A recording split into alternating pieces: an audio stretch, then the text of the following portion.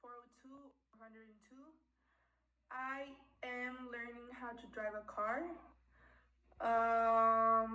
And this topic is about how to change the tire.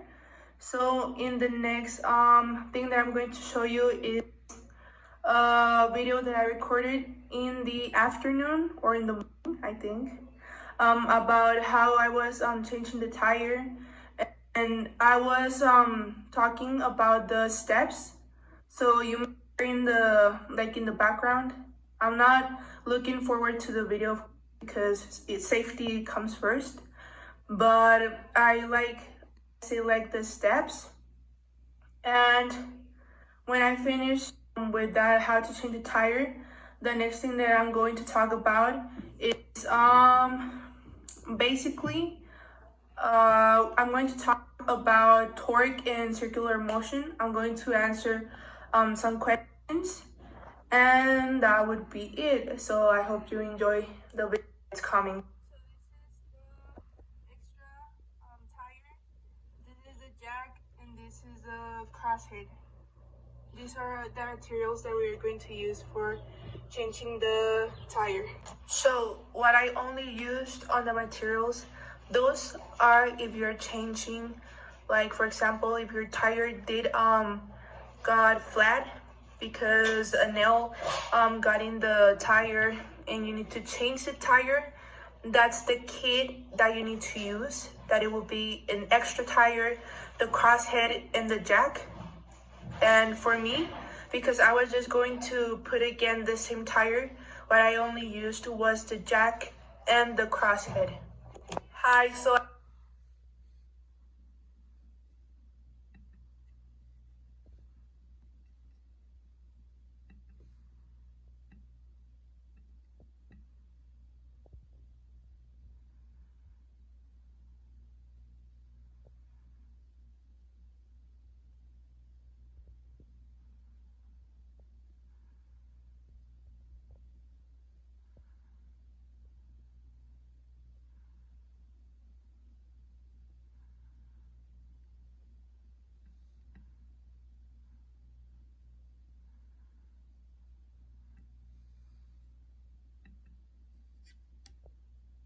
as I promised, I was going to talk about torque and circular motion.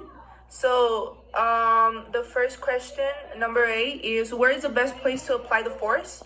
We apply pressure on the ground, and the force exerted by the ground helps us to move forward or upward, like a force that is applied to an object by a person or another object.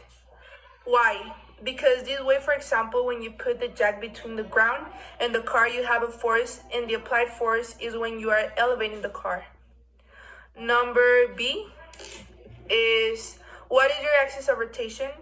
Both rear axle tires move directly forward to the front axle, while the spare tire moves to the right side of the rear axle. Is it always the same? They must always be rotated front to rear, no matter the vehicle they are installed on. So the direction of the rotation does not change. Letter C is, what force are you using to produce the torque? So the torque you apply to the tire iron is applied to the nut as forces in multiple different places around the circumference of the nut. Because these individual forces are in different directions, the bulk of the forces can cancel out, leaving just a net 10 pounds of force being applied to the nut. Hand, body, foot.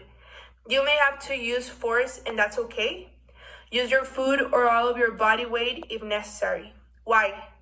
Because when you're using all of your body, including the body weight, your feet and hands, it helps loosen the nuts. Letter D is when to unscrew or lose the nuts. You unscrew the nuts when the tire is on the floor so the tire does not move, and you lose the nuts when the car is elevated so you can take off the tire. Why? Because this way is the right way to take a tire off without having troubles like the tire moving. So the other question is letter E. Would you first lift the car and then loose and screw? Yes, no, or why? And why? No, why? Because when lifting the car and trying to loosen the nuts, what would happen would be that the tire would just move and you would not be able to loosen or tighten the nuts. Letter F. And the last one, depending on the jack you have, tell how it works. So the jack that I was using, it was a mechanical jack, so it uses an oil-filled hydraulic cylinder to lift. Oil is forced inside a compartment and the pressure causes the cylinder to rise. To release the cylinder, the oil disperses back into the reservoir. These jacks have quick release mechanisms, so a car can be released to the ground at a quick and controlled speed. So thank you for watching this video. I hope you enjoyed it, Mr. Nestor. And this is basically it.